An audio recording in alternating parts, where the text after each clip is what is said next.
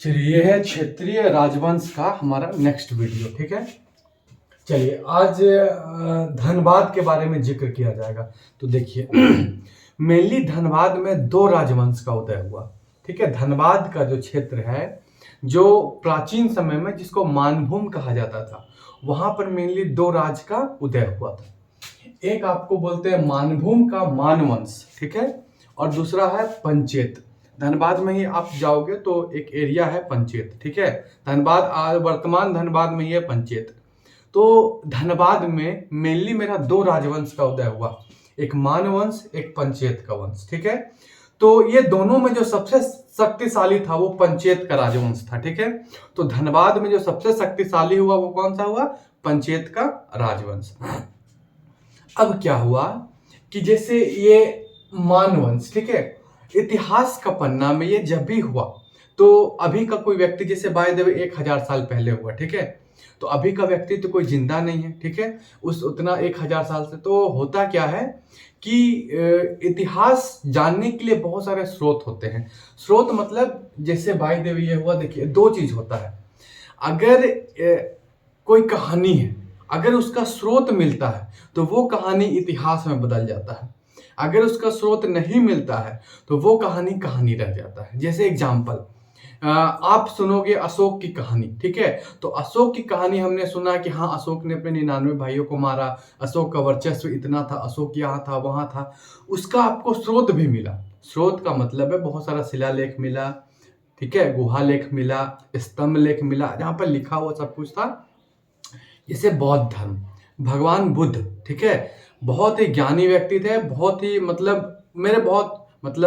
Personally अपने बारे में बोल रहा हूँ, मैं उनका बहुत बड़ा आइडियल है वो मेरे लिए। ठीक है, तो उनका साक्ष्य मिला, उनका स्रोत मिला, बहुत सारा बौद्ध ग्रंथ मिला, बहुत जगह शिलालेख गुहा लेख में उनका वर्णन किया है। तो इसका मतलब वो इतिहास है। लेकिन एग्जाम्पल, ठीक है, जैसे अगर आप महाभारत की बात करते हो तो महाभारत भी एक कहानी है, लेकिन उसका कोई स्रोत नहीं मिला है। तो इसीलिए बहुत लोग जो है वो महाभारत पे उंगली उठाते हैं कि महाभारत क्या ये महाभारत पौराणों की एक मनगढ़ंत कहानी है या इसका कोई इतिहास था, या मतलब इतिहास में घटा एक सच्चा घटना है। तो ये एक मतलब खोज का विषय है। ठीक है, this is a matter of discovery. तो इस पे अभी हम बहस ना करते हुए हम आपको बस जो चीज समझाना ये चाह रहे थे कि जिसका स्रोत मिलता है वो इतिहास में आ जाता है। अब स्रोत में भी आप समझना। अब जैसे स्रोत, बाय द वे कि मैं राजा रहा था 1000 साल पहले, हमने अपना किताब लिखवाया, ठीक है, बहुत सारे विद्वान से हमने अपने राजवंश का किताब लिखवाया। तो ऑब्वियस है ना कि हमारा जो निगेटिव पॉइंट होगा वो तो मैं नहीं लिखवाऊंगा, मेरा जो जो पॉजिटिव पॉइंट है वो लिखवाऊंगा कि हाँ हमने ये युद्ध जीत लिया, वो युद्ध जीत लिया, ठीक है, सब कुछ बढ़िया बढ़िया चीज लिखवाऊंगा। तो इसीलिए स्रोत के आधार पर कभी भी इतिहास हमेशा, ठीक है, ये डिस्कशन का मुद्दा होता है। इतिहास आपकी किताब में जो एनसीईआरटी में लिख दिया क्या वो सही जरूरी नहीं है, आप उसको रट गए, ठीक है, चार तरफ करे ना ये है वो, आप उस पर रिसर्च करो, आप उसको अपनी तरीका से सोचो कि क्या ये सही है। आप बहुत सारे किताब पढ़ो, अपना सोचने का वो चीज है। जैसे अब बहुत लोग कहते हैं कि आर्य जो है वो मध्य एशिया से आए, कुछ लोग कहते हैं कि आर्य जो है वो आर्कटिक से आए, कुछ का कहना है कि आर्य यहाँ के निवासी थे। तो आप उस पर सोचो, आपको सोचना होगा, ठीक है, और फिर आप निष्कर्ष पे ले आ सकते हैं। क्योंकि ये बात कब की है? 5000 साल पहले, 7000, 10,000 साल पहले की बात है आर्य, तो उस समय का लिखित प्रमाण नहीं है। ठीक है, लिखित जैसे वेद हमें मिला, उसके बाद फिर क्या है कि बहुत सारा जैसे यहाँ पर जो बहुत सारे वस्तुएं जो जहाँ बिहार में मिले, सॉरी भारत में मिले, उस तरह का कुछ कुछ वस्तु मध्य एशिया में भी मिला। तो इससे क्या है कि अनुमान लगाया जा सकता है कि मध्य एशिया से है। ऐसा भी तो हो सकता है कि इन लोग का व्यापार मध्य एशिया में होता होगा, इन लोग उठ के मध्य एशिया गया होगा। तो इसीलिए इतिहास हमेशा फैक्ट, इतिहास कभी भी रटना नहीं है, इतिहास को समझना है, उस पर मंथन करना है और उस पर वाद विवाद किया जाता है। तो यहाँ पर भी क्या है ना कि मानभूम का जो मानवंश है, दो शिलालेख मेरा मिला है। एक दूध पानी का शिलालेख हजारीबाग से मिला 8वीं शताब्दी में, दूध पानी शिलालेख, और दूसरा गोविंदपुर, धनबाद में गोविंदपुर, जो कवि गंगाधर के द्वारा लिखा गया था। तो ये दोनों शिलालेख में मानवंश जो है ना उसके बारे में लिखा हुआ है। तो यहां से हमें ये क्लियरेंस मिलता है कि झारखंड में कभी न कभी मानवंश रहा हो। ठीक है, चलो अब ये कहाँ कहाँ से मिला, दूध पानी शिलालेख हजारीबाग से और गोविंदपुर शिलालेख धनबाद से। तो मतलब इसका क्षेत्र कहाँ तक होगा, हजारीबाग और धनबाद तक। अब क्या हुआ कि मान वंश के राजाओं के बारे में बहुत ज्यादा डिटेल नहीं है, ठीक है। तो अब बहुत ज्यादा डिटेल नहीं है तो जितना मिला आपको उतना पढ़ना पड़ेगा। तो इसमें कुछ ये बातें हैं कि मान राजा जो थे वो काफी क्रूर थे, काफी अत्याचारी थे। तो यही कारण है कि उनकी क्रूरता, उनके अत्याचार के कारण यहाँ पर भूमि स्वराज आंदोलन हुआ था, ठीक है। मतलब यहाँ की जो जनजातियां थी उन्होंने एक आंदोलन कर दिया था, भूमि स्वराज, मतलब ये जो भूमि है वो मेरा स्वराज है, मतलब ये भूमि पे मेरा अधिकार है। इस तरह से भूमि स्वराज आंदोलन कर दिया और खास करके सबर जनजाति पर इन्होंने बहुत ज्यादा अत्याचार किया, ठीक है। जैसे सबर जनजाति की महिला को उठा लिया करते थे, ठीक है, और भी महिला को उठा लिए, उनके साथ गलत व्यवहार किए, ठीक है, और ये बहुत तरह से प्रताड़ित किए, ठीक है। तो अत्याचार बहुत ज्यादा इन्होंने सबर जनजातियों पर अत्याचार किया।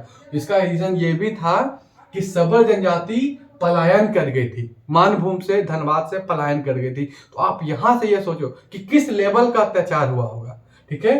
तो ये मेरा था मानभूम का मानवंश। अब धनबाद में दूसरा क्या हुआ, पंचेत।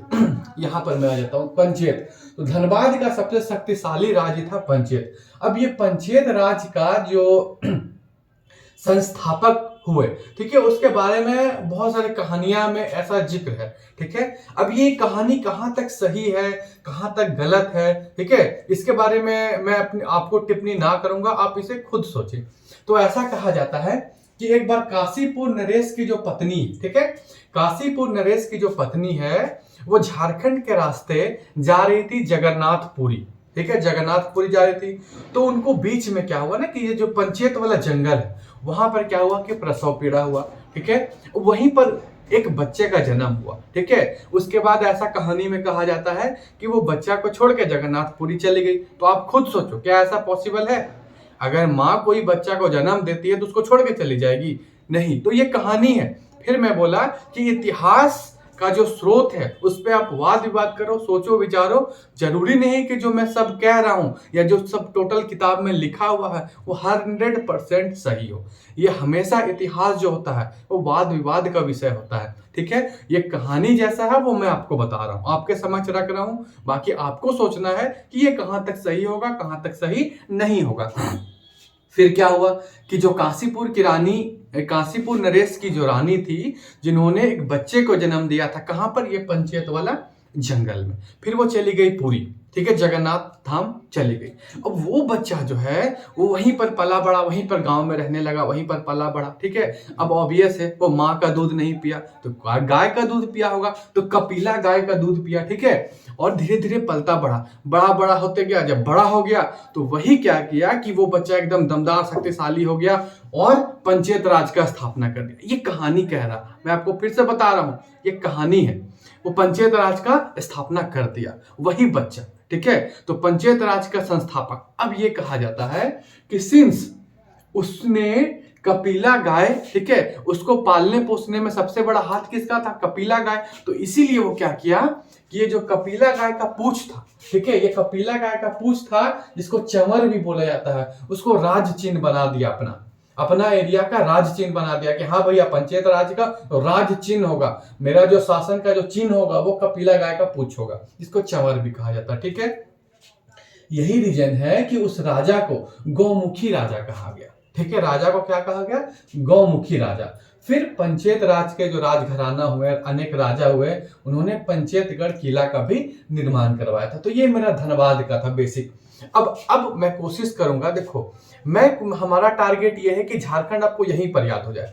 धनबाद मतलब दो, धनबाद मतलब मानभूम पंचेत, धनबाद मतलब मानभूम और पंचेत। मानभूम मतलब दो, एक दूध पानी शिलालेख और एक गोविंदपुर शिलालेख। गोविंदपुर शिलालेख को कौन किया? तो कवि गंगाधर, ठीक है। मानभूम और पंचेत। जैसे मानभूम आएगा मतलब मानभूम का जो राजा था वो बहुत क्रूर था, बहुत अत्याचारी था, इसलिए सबर जनजाति यहां से भाग गया। और मानभूम का जो राजा था, इसी टाइम क्या हुआ कि भूमिज स्वराज आंदोलन हुआ था, ठीक है, पंचेत। पंचेत का जहां बात आएगा बस आपको तुरंत दिमाग में रख लेना क्या, अच्छा पंचेत, पंचेत का मतलब कपिला गाय का पूछ वहां का राज्य चिन्ह था। अच्छा पंचेत मतलब गौमुखी राजा हुआ। अच्छा पंचेत इसका मतलब कपिला गाय था, गौमुखी राजा हुआ और पंचेतगढ़ का किला बनाया। तो ये मेरा था ओवरऑल धनबाद। ठीक है, धनबाद। अब मैं आपको बोल रहा हूँ, आपको मन में बोलना धनबाद कितना धनबाद में कितना राज्य है, एक मानभूम, दूसरा पंचेत। मानभूम का 3 पॉइंट, जैसे मानभूम आए 3 पॉइंट। पहला स्रोत क्या है, दिमाग में आ गया होगा, स्रोत क्या है, दूध पानी शिलालेख हजारीबाग। दूसरा स्रोत क्या है, ठीक है, मेरा पहला तो है दूध पानी शिलालेख जो हजारीबाग में 8वीं शताब्दी में, दूसरा है गोविंदपुर शिलालेख जो कवि गंगाधर किए थे 14वीं शताब्दी में। इससे मानभूम राजाओं का हमें पता चलता है। ठीक है, मानभूम राजा कैसे थे, अत्याचारी थे। ठीक है, चलो मानभूम राजा के कारण जो उनका अत्याचारी, जो उनके उत्पीड़न के कारण, ठीक है, कौन सी जनजाति भाग गई थी, सबर जनजाति। ठीक है, मानभूम राजा के अत्याचार उत्पीड़न के कारण, ठीक है, कौन सा आंदोलन यहां पर हुआ था, ठीक है, भूमि स्वराज आंदोलन। खत्म। अब पंचेत, जैसे पंचेत आएगा मतलब सबसे शक्तिशाली, जैसे पंचेत आएगा कपिला गाय का पूछ जिसको चवन बोलेंगे, जैसे पंचेत आएगा गौमुखी राजा। ठीक है, पंचेत का राज चिन्ह क्या था, ठीक है, आपको मन में सोचना है पंचेत का राज चिन्ह क्या था, ठीक है, कपिला गाय का पूछ। नेक्स्ट, पंचेत के राजा क्या कहलाते थे, गौमुखी। ठीक है, उसके बाद नेक्स्ट, अब पंचेत धनबाद में सबसे शक्तिशाली राज्य कौन था, पंचेत। ठीक है, यहां पर पंचेत का नाम ही है पंचेतगढ़ किला। ठीक है, तो फिर मैं नेक्स्ट देखता हूं,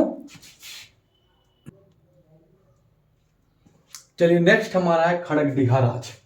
ठीक है, इसका स्टोरी देखते हैं। क्या हुआ ना कि साउथ इंडिया से एक ब्राह्मण थे, साउथ इंडियन थे, ठीक है, मतलब दक्षिण भारत के एक ब्राह्मण थे। वो उत्तर भारत में आए, एंट्री किए। कैसे एंट्री किए, खड़ खड़ खड़ खड़ खड़, घोड़ा चढ़ रहा, खड़ खड़ खड़ खड़ खड़ खड़ खड़ एंट्री किए, हजारीबाग वाला एरिया में आए। यहाँ पर पहले बंदावत जनजाति यहाँ पर रह रही थी, वहां का जो राजा था उसको हरा दिए। ठीक है, और हराने के बाद यहाँ पर खड़ खड़ खड़ खड़ खड़ खड़ खड़गडिहा राज का स्थापना कर दी। कहां पर, हजारीबाग में। ठीक है, हजार को यहाँ पर बाग था, खड़गडिहा राज का स्थापना कर दी। अब क्या हुआ ना कि जैसे खड़गडिहा राज का स्थापना की तो यहाँ पर उत्तर भारत में आने के बाद यहाँ पर वो खुद ब्राह्मण थे, ठीक है, दक्षिण भारत के ब्राह्मण थे। तो यहाँ पर उत्तर भारत के ब्राह्मण महिलाओं के साथ उन्होंने शादी किया, ठीक है, विवाह स्थापित किया। ठीक है, तो यहाँ पर आप कह सकते हो कि खड़गडिहा राज में आपको जो संस्कृति है वो दक्षिण भारत की संस्कृति और उत्तर भारत की संस्कृति दोनों दिखेगी। ठीक है, उसके बाद क्या हुआ, यहाँ पर संस्थापक, ठीक है, इसके संस्थापक कौन हुए, हंसराज। ठीक है, दक्षिण भारतीय ब्राह्मण थे, ये उत्तर भारतीय ब्राह्मण से शादी किए और बंदावत जनजाति को पराजित किया। तो ये बहुत छोटा सा है, ठीक है, इनका इतिहास बहुत ज्यादा डिटेल में नहीं पढ़ना है।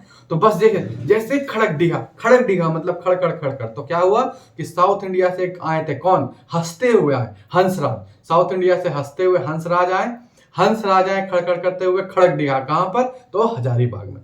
ठीक है, जैसे खड़गडिहा आएगा मतलब 3 पॉइंट एकदम दिमाग में आ जाना चाहिए। खड़गडिहा मतलब हंसराज, खड़गडिहा मतलब हजारीबाग, हंसराज हजारीबाग, और खड़गडिहा मतलब बंदावत जनजाति को पराजित किया। ठीक है, अब मैं आपसे पूछ रहा हूं, आपको बताना है। पहला, खड़गडिहा राज का पहला पॉइंट क्या है, ठीक है, हंसराज। दूसरा पॉइंट, आप बोल रहे हो, मन में बोलो, मैं उसको सुनने की कोशिश करूंगा। ठीक है, खड़गडिहा राज का दूसरा पॉइंट, ठीक है, किस क्षेत्र में थे, चलिए, ठीक है, हजारीबाग।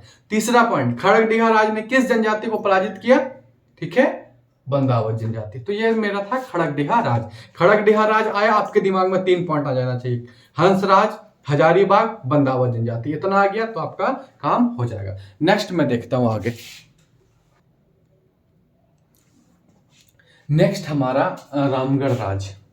तो रामगढ़ राज के बारे में मैं आपको बताना चाहूंगा कि सबसे पहले जो रामगढ़ राज की स्थापना हुआ वो 1368 ईस्वी या 14वीं शताब्दी। अब देखो शताब्दी किसको कहते हैं, 1301 से 1399 तक जो पूरा 100 साल का जो होता है ना गैप, उसी को शताब्दी बोलते हैं। जैसे 1368 भी 14वीं शताब्दी में आ जाएगा। ठीक है, तो क्वेश्चन 2 तरह से पूछ सकता है, या तो आपसे पूछेगा कि 1368 ईस्वी डायरेक्ट दे देगा, या बोलेगा रामगढ़ राज का स्थापना किस शताब्दी में हुआ, तो 14वीं शताब्दी में। ठीक है, चलिए नेक्स्ट हमारा है रामगढ़ राज्य। ठीक है, तो रामगढ़ राज्य में मैंने आपको बताया 1368 या 14वीं शताब्दी, कुछ भी ऑप्शन में रख सकते, 1368 या 14वीं शताब्दी। रामगढ़ राज मतलब 1368 या 14वीं शताब्दी, 1368, 1368, 1368, 1368। अब देखिए सीन क्या है कि ये जो बागदेव सिंह, रामगढ़ राज, रामगढ़, राम का गढ़ है, ठीक है। तो यहाँ पर क्या होंगे, एकदम बागदेव, मतलब बहुत ज्यादा एकदम निर्भय, बहुत ज्यादा बलिष्ठ, तो बागदेव, ठीक है। रामगढ़ राज में कौन थे, बागदेव। रामगढ़, राम का गढ़ है, तो यहाँ पर व्यक्ति जो होंगे, जो संस्थापक होंगे, वो बहुत बलिष्ठ होंगे, तो बाघ का गढ़, ठीक है, बागदेव सिंह। अब बागदेव सिंह के जो बड़े भाई थे, जो सिंह देव थे, ठीक है, वो पहले जो थे वो नागवंशी राजाओं के अंतर्गत काम करते थे, ठीक है, उनकी देखरेख में वो काम करते थे। बाद में नागवंशी राजाओं के साथ इनका मतभेद हो जाता है, तो मतभेद हो जाने के कारण ये चले जाते हैं कर्णपुरा वाला एरिया में चले जाते हैं, ठीक है। और कर्णपुरा वाला एरिया में जाने के बाद क्या हो जाता है कि वहां का देखिए, इनको अब वो नागवंश के अंदर काम कर रहे हैं, ठीक है, तो इनको एक्सपीरियंस तो है ही पूरा कि कैसे शासन होता है, कैसे सेनापति वगैरह सबका तो आइडिया इनको था ही। तो ये कर्णपुरा वाला एरिया में चले जाते हैं, साथ साथ बागदेव सिंह भी चले जाते हैं, ठीक है, और वहां का लोकल राजा को हरा देते हैं और कर्णपुरा पे अपना अधिकार कर लेते हैं। और उसके बाद धीरे धीरे अधिकार होते होते होते होते होते होते 21 परगना तक अपना अधिकार बढ़ा लेते हैं, ठीक है। तो उसके बाद फाइनली क्या होता है कि रामगढ़ राज्य का गठन हो जाता है, रामगढ़ राज्य का गठन हो जाता है, ठीक है। कब, रामगढ़ राज्य का जो गठन होता है वो 1368 में बागदेव सिंह के द्वारा हो जाता है, और इन्होंने अपना जो पहला राजधानी बनाया था वो सिसिया को बनाया, ठीक है। किसको बनाया, सिसिया को बनाया। तो ठीक है, कर्णपुरा में 21 परगना के साथ ये जो स्टार्ट हुआ, पहला राजधानी किसको बनाया, ठीक है, सिसिया को। अब देखिए, अब समय समय पर क्या हो रहा था ना, आप सीन समझिएगा कि राजधानी में परिवर्तन हो रहा था। क्यों, कि 1368 का बात है, इस समय दिल्ली सल्तनत चल रहा था, क्योंकि दिल्ली सल्तनत जो आपको था वो 1206 ईस्वी से 1526 ईस्वी तक दिल्ली सल्तनत चला, ठीक है। तो इस समय दिल्ली सल्तनत था, 1526 के बाद मुगल आ गया, तो मतलब आपको लगभग लगभग इस समय क्या हो रहा था ना कि भारत, पूरे भारत में, और ये मगध जो बिहार और झारखंड वाले एरिया था, ये भी कुछ मुस्लिम अटैक्स के कारण, ठीक है, बहुत ज्यादा डिस्टर्ब रहता था। तो जैसे मुस्लिम अटैक्स हुआ तो झारखंड का जंगल में इंटर कर गया, अब वहां का जो लोकल राजा दिखा तो उस पर भी गाज गिर जाता था साथ साथ। तो इन लोग कोशिश करते थे कि जो मेरे लिए सेफ जगह हो, तो वहीं पर हम अपना राजधानी बनाएंगे। राजधानी मतलब उस राज्य का जहां पर राजा रहे, मंत्री रहे और सेनापति वगैरह सब रहता था, ठीक है, वो राजधानी था जहां से पूरा राज्य का देखभाल किया जाता था। तो कोई भी राजधानी जैसे हमेशा बनता है, वो मेनली सेंटर पॉइंट होता है, या तो सबसे सेफ जगह होता है जहां पर बाहरी अटैक से बचा जा सके। तो इसी क्रम में क्या हुआ कि बहुत सारा राजधानी चेंज हुआ, ठीक है। पहले सिसिया था, फिर उरद हुआ, फिर बादम हुआ, फिर रामगढ़ हुआ, उसके बाद इचाक हो गया, लास्ट में पद्मा हुआ, ठीक है। ये मैं आपको बता रहा हूँ, राजधानी का सीक्वेंस बदलता गया क्योंकि मुस्लिम अटैक्स होने लगा। जब मुस्लिम अटैक्स आपको लगभग भारत में 1206 से 1526 तक मेरा दिल्ली सल्तनत था, 1526 में आ गया मेरा मुगल के बाद धीरे धीरे क्या हुआ कि अंग्रेज 1764 ईस्वी में बक्सर का लड़ाई हुआ, ठीक है। 1765 ईस्वी में इलाहाबाद का संधि हुआ, जिसके तहत बिहार, बंगाल, उड़ीसा, उस समय जो झारखंड है वो बिहार का ही हिस्सा था, उसका दीवानी मतलब उसका जो पूरा टैक्स था वो किसको मिल गया, अंग्रेज को मिल गया। तो अंग्रेज का धीरे धीरे गतिविधि इधर बढ़ने लग गया झारखंड वाला एरिया में। तो बहुत सारा रीजन रहा, ठीक है, ये राजधानी परिवर्तन करने का। तो राजधानी परिवर्तन, जो झारखंड राज्य में जो राजधानी परिवर्तन का सीक्वेंस रहा, वो बहुत इंपॉर्टेंट है। अब इसको एक लिंकअप से याद करने की कोशिश किया जा सकता है। जैसे राजधानी में क्या है ना कि दिमाग तेज करने के लिए क्या है, सबसे पहले सीसी लिए, सीसी से दवा पिए, दिमाग तेज, अरे यार नहीं हुआ, चलो उड़द दाल खा लेते हैं, तो उड़द दाल खाया तो भी नहीं हुआ, अच्छा ऐसा कर लेते हैं बादाम खा के देखते हैं। तो सबसे पहले सिसिया, फिर उड़द, फिर क्या हुआ, बादाम, तो बादाम, अब बादाम भी नहीं हुआ, अच्छा यार सीसी से भी काम नहीं हुआ, उड़द से भी काम नहीं हुआ, बादाम से भी काम नहीं हुआ, हटाओ, रामगढ़ राज था, रामगढ़ को राजधानी बनाओ, तब देखते हैं शायद दिमाग अब तेज हो जाए। तो रामगढ़ को राजधानी बना दिया गया, ठीक है। अब रामगढ़ राजधानी बना, उसके बाद फिर से बदल गया, रामगढ़ के बाद इचाक, और सबसे लास्ट में मेरा कौन है, पद्मा, ठीक है, रामगढ़, इचाक, पद्मा। तो सीक्वेंस क्या है, सिसिया, फिर उड़द दाल, फिर बादाम, फिर रामगढ़, बादम के बाद फिर रामगढ़, रामगढ़ के बाद इचाक, इचाक के बाद मेरा कौन सा आ गया तो पदमा। ठीक है, पदमा अभी वर्तमान में पदमा जो है वो भी हजारीबाग में है, इचाक भी हजारीबाग में है। पहले रामगढ़ भी हजारीबाग में ही था लेकिन कट गया, डिस्ट्रिक्ट अब बदल गया वो। ठीक है, चलिए तो ये मेरा सीक्वेंस रहा। अब हम लोग इसको कोशिश करते हैं कि आपको याद कराने की कोशिश करते हैं। ठीक है, तो सबसे पहले अगर यहां पर देखा जाए, यहां पर देखिएगा, ठीक है, सिसिया पहला राजधानी था। तो सिसिया किसका? बागदेव सिंह, बागदेव सिंह सिसिया, बागदेव सिंह सिसिया। बागदेव अपना, बागदेव मतलब शरीर बलिष्ठ है लेकिन दिमाग हमको तेज करना है, तो सिसिया से दवा पी रहे हैं। ठीक है, नेक्स्ट उड़दा, उड़दा राजधानी कौन चेंज किया इसके बारे में थोड़ा सा संदिग्ध है, इसलिए यहां पर राजा का नाम नहीं आता है। नेक्स्ट है, ठीक है, बादम। अब देखिए बादम है, अब हेमंत सोरेन है। अब हेमंत सोरेन तो चाहेगा ना भाई मेरा सरकार है वो बहुत ज्यादा आगे बढ़े, तो हमेशा तो दिमाग तेज करना चाहेगा, तो सबसे ज्यादा बादाम कौन खाएगा? हेमंत। तो हेमंत, हेमंत सिंह बादम। अब आ गया रामगढ़। अब देखिए रामगढ़ डिस्ट्रिक्ट नया नया बना है, तो अब नया नया कोई डिस्ट्रिक्ट बना है तो डिस्ट्रिक्ट का वैल्यू बढ़ गया। अब जैसे डिस्ट्रिक्ट का वैल्यू बढ़ा तो वहां का जमीन उमीन का भी वैल्यू बढ़ जाएगा। अब जमीन का वैल्यू बढ़ा तो बहुत सारा दलाल लग जाएगा जमीन को बेचवाने के लिए, तो रामगढ़ दलेल सिंह। ठीक है, रामगढ़ के बाद हो गया इचाक। अब इचाक में क्या है ना कि सबसे ज्यादा तेज आदमी आपको इचाक में मिलेगा। ठीक है, इचाक में बहुत तेज आदमी मिलेगा, तो इचाक में क्या है? तेज सिंह। और उसके बाद लास्ट में क्या हुआ? इचाक हो गया, उसके बाद पदमा। अब देखिए पदमा, ठीक है, अब आप कभी भी कोई भी ऋषि मुनि वगैरह को देखिएगा तो पद्मासन होता है। ठीक है, पैर वैर ऐसे मोड़ के पद्मासन। तो पद्मा में, पद्मासन में कौन बैठेंगे? तो ब्रह्मा। ठीक है, ब्रह्मा, ब्राह्मण जो है या ब्रह्मा को, ठीक है, ध्यान लगाने के लिए पद्म आसन में बैठा जाता है। ब्रह्म, ठीक है, ब्रह्म, ब्रह्म मतलब ब्रह्मा, ब्रह्मा भगवान को ध्यान लगाने के लिए पद्म आसन में बैठते हैं। पद्मा में कौन था? ब्रह्मदेव नारायण। ठीक है, पद्मा में ब्रह्मदेव नारायण। फिर क्या हुआ? 1937 में कामाख्या नारायण सिंह। ठीक है, इनके बाद कौन आ गया? कामाख्या नारायण सिंह। 1937 में पद्मा मतलब रामगढ़ के राजा बने। उस समय भी राजधानी पद्मा था, आराम से चल रहा था। लेकिन जैसे देश आजाद हुआ तो यहां से जमींदारी प्रथा को समाप्त कर दिया गया बिहार से। ठीक है, तो उसी क्रम में 26 जनवरी 1955 में बिहार राज्य भूमि सुधार अधिनियम आया, जिसके धारा 3 के तहत, ठीक है, रामगढ़ राज्य का अस्तित्व समाप्त कर दिया गया, मतलब जमींदारी प्रथा खत्म कर दिया गया था। तो ये मेरा था। आपको पता है कामाख्या नारायण सिंह के जो बेटा थे सौरभ नारायण सिंह, ठीक है, वो आपको कांग्रेस की तरफ से विधायक भी रहे। अभी आप पद्मा में जाइएगा तो पद्मा किला भी है, इसको पद्मा किला भी है। और ये इनका जो बेटा है सौरभ नारायण सिंह अभी शायद अमेरिका वगैरह में रह रहे हैं। ठीक है, इनके पास पैसा का तो अभी ऐसा कमी नहीं होगा। तो यहाँ का, ठीक है, बहुत सारा प्रॉपर्टी अपना बेच भी दिया और बहुत सारा है भी, और अभी अमेरिका में रह रहे हैं। तो मेरा ये था रामगढ़ राज्य। चलिए, आपको कंसेप्ट तो समझ आ गया होगा। अब हम लोग याद करने का कोशिश करेंगे। रामगढ़ राज्य मतलब 5 पॉइंट। रामगढ़ राज्य मतलब 5 पॉइंट। पहला 1368 ईस्वी बागदेव सिंह, पहला 1368 ईस्वी बागदेव सिंह। रामगढ़ मतलब 1368 ईस्वी बागदेव सिंह। रामगढ़ मतलब 1368 ईस्वी बागदेव सिंह। दूसरा, ठीक है, सीधा राजधानी। तो राजधानी मतलब बागदेव सिंह। मेरा राजधानी मतलब दिमाग तेज करना है। पहले सीसी, सीसी के बाद उड़द दाल, उड़द दाल के बाद बादाम, बादाम के बाद रामगढ़, फिर इचाक, फिर पद्मा। तो मेरा सीक्वेंस में क्या है? सिसिया, उड़द, बादाम, रामगढ़, इचाक, पद्मा। तीसरा पॉइंट, कहाँ कहाँ के कौन कौन राजा ने किया?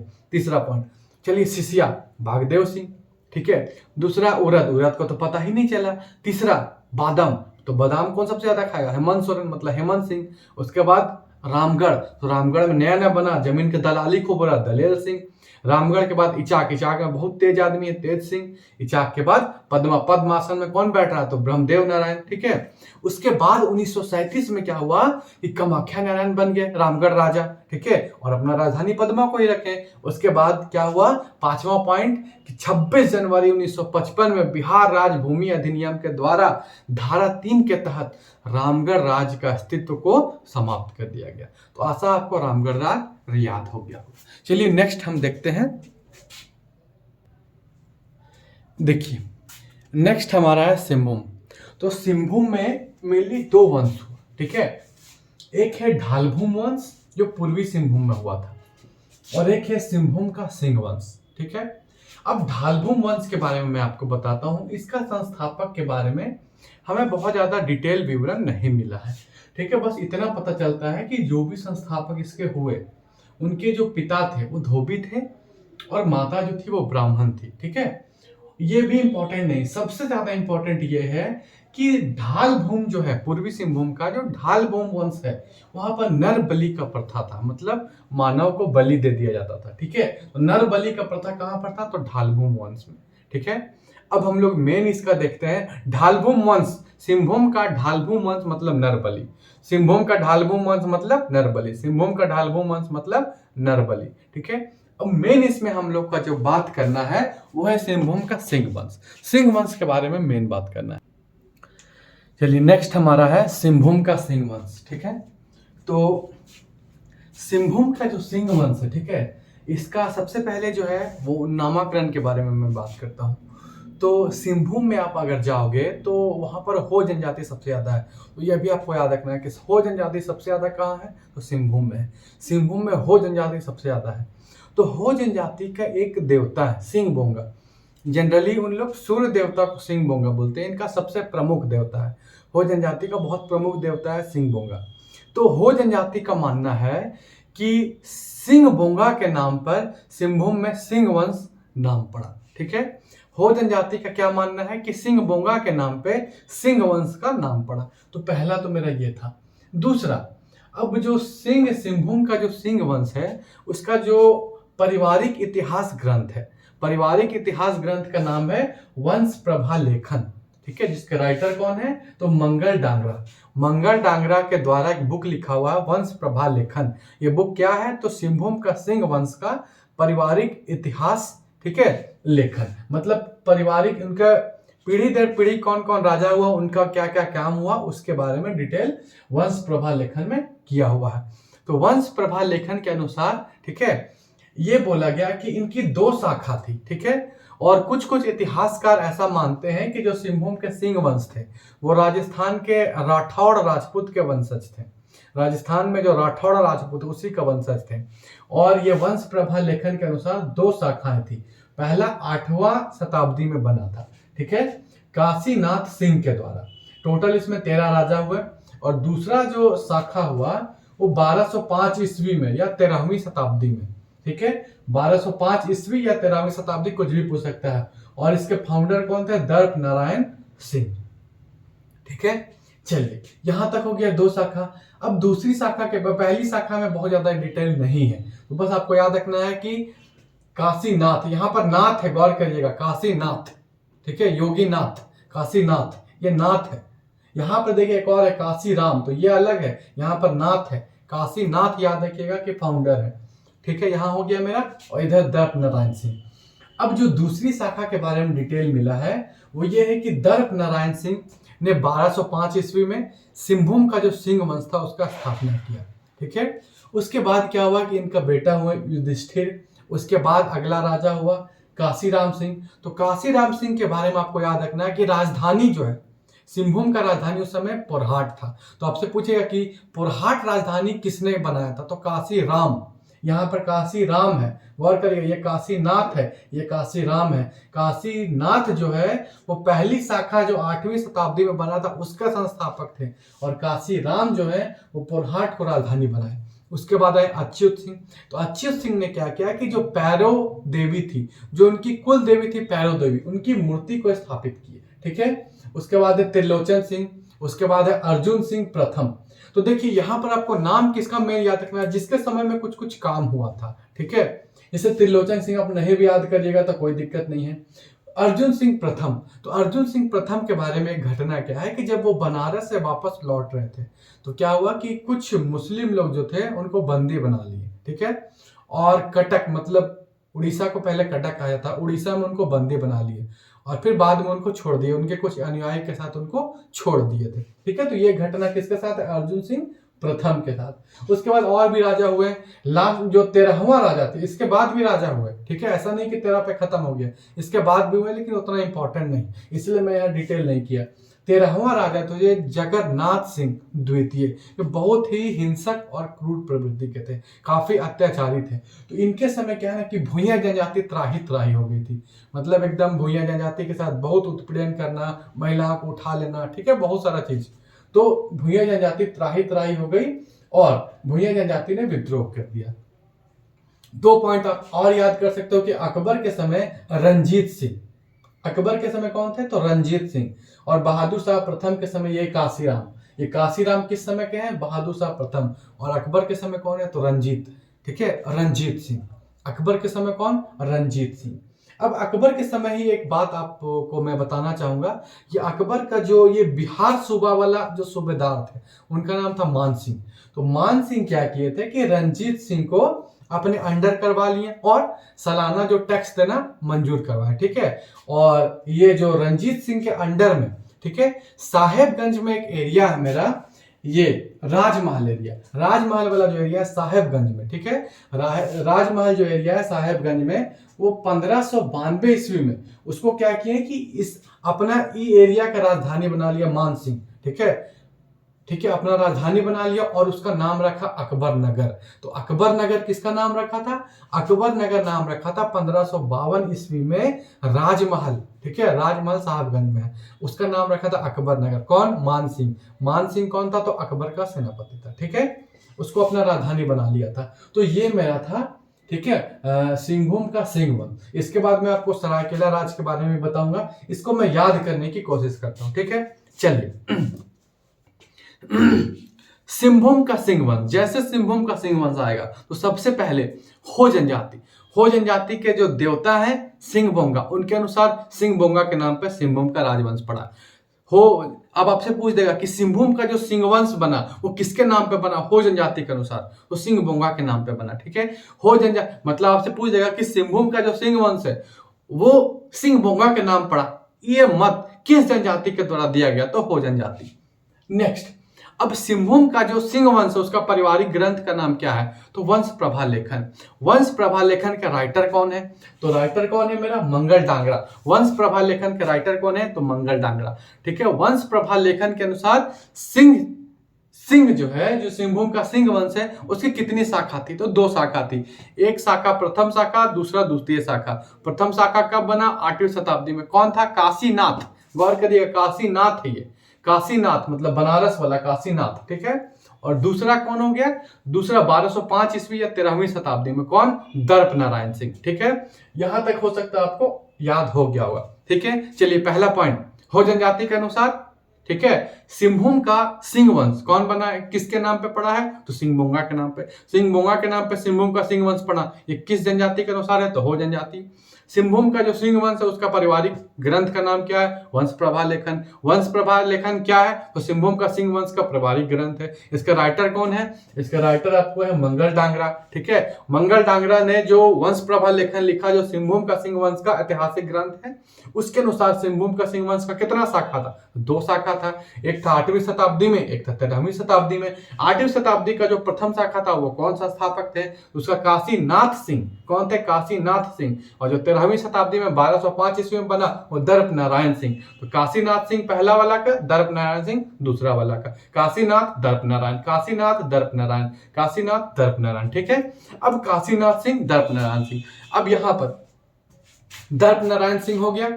युधिष्ठिर इंपॉर्टेंट नहीं, बस आपको याद रखना है कि ये दर्प नारायण के बाद आए युधिष्ठिर, उसके बाद आ गया काशीराम। तो काशीराम जैसे नाम आ जाएगा, बस आपको तुरंत याद रखना है कि राजधानी पोरहाट, राजधानी पोरहाट मतलब काशीराम। देखिए काशीनाथ मतलब पहला जो बनाया था वो 13 राजा था इसमें, ठीक है। और काशीराम मतलब राजधानी पोरहाट। काशीनाथ मतलब 8वीं शताब्दी में सिंहभूम का पहला शाखा, और काशीराम मतलब पोरहाट राजधानी बनाया। काशीनाथ ये, काशीराम ये, काशीनाथ काशीराम, काशीनाथ काशीराम। काशीराम मतलब पोरहाट राजधानी, काशीनाथ मतलब पहला शाखा था। काशीराम के बाद मेरा आ गया अच्युत सिंह। अब अच्युत सिंह जो है वो क्या किया, पैरो देवी को कौन स्थापित किया, अच्युत सिंह। पैरो देवी को कौन स्थापित किया तो अच्युत सिंह। पैरो देवी को कौन स्थापित किया तो अच्युत सिंह का नाम मतलब पैरो देवी, पैरो देवी मतलब अच्युत सिंह, ठीक है। पैरो देवी मतलब अच्युत सिंह। नेक्स्ट है मेरा अर्जुन सिंह। तो बनारस से लौटने समय कौन किडनैप हो गया था उड़ीसा में? तो अर्जुन सिंह। और देखिए नाम है अर्जुन, तीर कमान में बहुत ही ये है, लेकिन फिर भी किडनैप हो गया। तो बनारस से लौटने समय कौन किडनैप हो गया? अर्जुन सिंह। ठीक है। उसके बाद 13वां राजा कौन था जिसके समय भुइयां जनजाति कर दी थी? तो जगन्नाथ सिंह। जगन्नाथ सिंह द्वितीय, ये 13वां राजा था जिसके समय भुइयां जनजाति। ठीक है। अब अकबर के समय, अब इधर देखिए, इधर अकबर है तो इधर भी तो कोई विलेन होना चाहिए ना। तो जो एगो रंजीत है, आप मूवी में देखते होंगे कि एगो विलेन का रोल करता था पहले रंजीत। तो रंजीत अकबर के समय रंजीत, और अकबर के टाइम में ही अकबर का सेनापति कौन था? मान सिंह। मान सिंह क्या किया था? 1592 ईस्वी में साहेबगंज में जो राजमहल एरिया है उसको लेके वहां पर अपना राजधानी बना के उसको अकबर नगर नाम रख दिया। अकबर नगर किसका नाम रखा था? तो साहेबगंज का राजमहल। कब? 1592। कौन रखा? मान सिंह। ठीक है। ये जो काशीराम थी ये किसके समय था? तो ये बहादुर शाह प्रथम के समय था। ठीक है। चलिए, तो आशा है कि ये आपको याद हो गया होगा। चलिए नेक्स्ट, चलिए नेक्स्ट है मेरा सरायकेला राज। देखिए, ये जो अर्जुन सिंह द्वितीय है, ये जो अर्जुन सिंह द्वितीय, इस इनका जो लालन पालन हुआ था इनके चचा, ठीक है, विक्रम सिंह ने किया। ठीक है। तो लालन पालन इनके चाचा जो थे विक्रम सिंह ने किया। तो यही कारण है, सबसे पहले तो आपको याद कर लेना सरायकेला राज का संस्थापक कौन था? विक्रम सिंह। बस काम आपका हो जाएगा। क्वेश्चन यहीं से पूछेगा कौन सरायकेला राज के संस्थापक थे? विक्रम सिंह। खत्म। मैं आपको बैकग्राउंड बता रहा हूँ। अर्जुन सिंह द्वितीय का लालन पालन कौन किया था? इनके चाचा विक्रम सिंह। तो अर्जुन सिंह द्वितीय जब शासक राजा बने तो ये क्या किए कि 12 गांव का जागीर, ठीक है, 12 गांव जो है अपने चाचा को दे दिए कि ठीक है 12 गांव लीजिए। ठीक है। खुश होकर दे दिए। इसी जागीर को सिंहभूम पीर कहा गया। ठीक है। सिंहभूम पीर कहा गया। ठीक है। वो विक्रम सिंह को दे दिया। फिर विक्रम सिंह ने उसी 12 गांव का जो जागीर था उससे सरायकेला राज्य का गठन किया। फिर धीरे धीरे धीरे धीरे इसको बढ़ाया, फैला फूला। ठीक है। तो ये मेरा था सरायकेला राज्य। एक नोट मैं आपको बताना चाहूंगा, जगन्नाथ, ठीक है, सिंह, सिंहभूम का जो सिंह वंश था वो आगे बढ़ते जा रहा था। ठीक है। फिर आया लास्ट में जगन्नाथ सिंह 4। तो जगन्नाथ सिंह 4 के समय क्या हुआ कि जो झारखंड वाला एरिया में था, सिंहभूम वाला एरिया में खास करके हो जनजाति और कोल जनजाति काफी उपद्रव मचा दी। मतलब राजा के खिलाफ, ठीक है, हथियार उठा लिया, उपद्रव मचा दिया। ठीक है। पूरा त्राही त्राही कर दिया। तो इससे पूरा भयभीत होकर जगन्नाथ सिंह 4 सबसे पहले क्या किए कि नागवंशी राजा दर्पनाथ शाह से हेल्प मांगे। बोले कि आप आइए, इसको, ये उपद्रव को, ठीक है, उसी समय लड़ाका कोल भी आ गए थे, ये जो उपद्रव है इसको दबाने में आप मेरा हेल्प करिए। तो नागवंशी राजा आए दर्पनाथ शाह, लेकिन नहीं संभल पाया। तो फिर मजबूर होकर जगन्नाथ सिंह 4 को अंग्रेज का शरण में जाना पड़ा कि अंग्रेज आप आइए, ठीक है, ये वाला ले लीजिए लेकिन हमको बचाइए हो और कोल जनजाति से। तो फिर अंग्रेज का झारखंड में जो एंट्री होता है वो 1767 में, मतलब 1767 ईस्वी में सिंहभूम के रास्ते से एंट्री होता है। तो ये था मेरा ओवरऑल, ठीक है, सिंहभूम का सिंह वंश। चलिए।